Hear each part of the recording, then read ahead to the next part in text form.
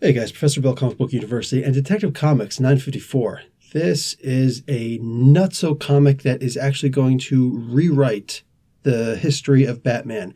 Now, the way that this was done was pretty expertly, and I feel as though Tinian IV had collaborated with Scott Snyder on this in some ways, which is good. And of course, it was approved. But we get a rebirth for Superman earlier in Action Comics and the Superman comics, essentially. And now we're getting a different sort of rebirth for Batman. We're seeing a couple of different little things here, like he'd only met Ra's al Ghul and dealt with his plans in a major way 3 times. All right. Minor times before, yes, including issue number 9 of All-Star Batman. So, but for the most part, 3 major times has he ever confronted him. And his whole past and his dealings with Ra's and his understanding of the League of Shadows is not what he thinks it is. Now, this is, again, very different from the pre-crisis Batman or post-crisis Batman that, many of us, like myself, grew up with. Man, Batman is basically capable of being brainwashed in many ways. Ra's actually pulls a Zatanna type trick on him and talks backwards, whispers this thing to him like, wow, and unlocks some kind of memories, hits him with a poppy. Batman's basically lost it. He's brought down like practically to his knees. It's almost like a breaking of the bat kind of situation. He's dealt with so much. His people are being killed. I'm sure they're not being killed, but he's definitely feeling as though they're being killed. So, yeah, basically Bane talks him into trapping himself. And he has actually been working with Lady Shiva. And the way that that turned out is that he hands over a paralyzed Batman. He's paralyzed because Ubu beat him up. No, I'm joking. No, that's never going to happen. In reality, it's just he pulled some kind of a ancestor of the poppy virus thing on him. This paralytic poison, so he can hear everything and his mind will still be sharp, but he won't be able to resist it at all.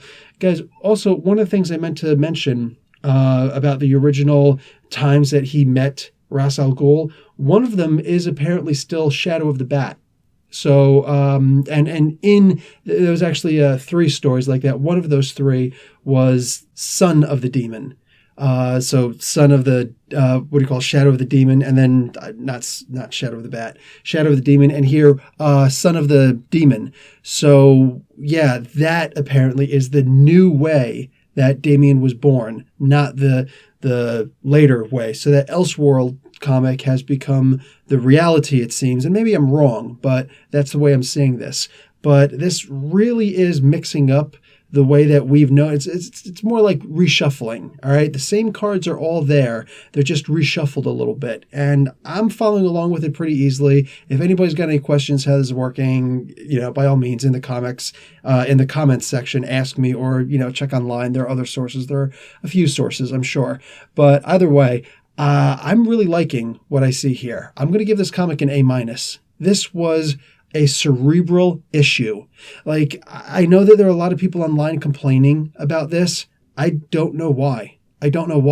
This was, exactly as I said, a very cerebral comic. It's not about the action. It's not about any of this, beating up him, who, or her. This is crazy. The colony was actually completely released. They came in, they did an extraction, they rescued Colonel Kane, and apparently they're not even doing anything to try and save Carol, because they're kind of like, okay, well, her body was taken away, and whatever, man, there's nothing we can do. She's probably dead, so let's just move on and retake Gotham, and let's nip this in the bud, take out this league some way, somehow. Let's do what we got to do. This is a crazy, crazy comic. And they're saying who is going to be able to stop Ra's al Ghul. And then the very last page, of course, showed not just, but, Lady Shiva also. They say, who do you think could possibly save Gotham? And they show underneath the streets of Gotham, they show Orphan. I think this is going to be basically the next issue is called Say No More. I think this is basically going to be like an Orphan Unleashed sort of comic, and I'm so looking forward to that. Also, you guys can expect to see Bane Conquest coming up. There's going to be a 12-parter starting next month, starting in May. I'm going to be covering the heck out of this thing. I'm not quite sure how the art is going to be. I'm hoping it's going to be good. I think it's going to be good. I'm positive that the story is going to be good.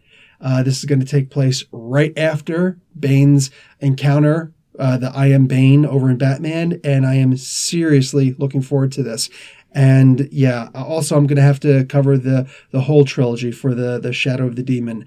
So, because you know what, like there's just been so much going on with Marvel, guys, that I've just, Guardians of the Galaxy coming out, with Thor coming out, with the Secret Empire coming out. There's just so much happening with Marvel that I feel like I've been devoting too much of my time to Marvel. And fortunately, after a lot of that stuff passes, I'm going to be able to go back, and it looks like it's going to be right in time for Bane Conquest.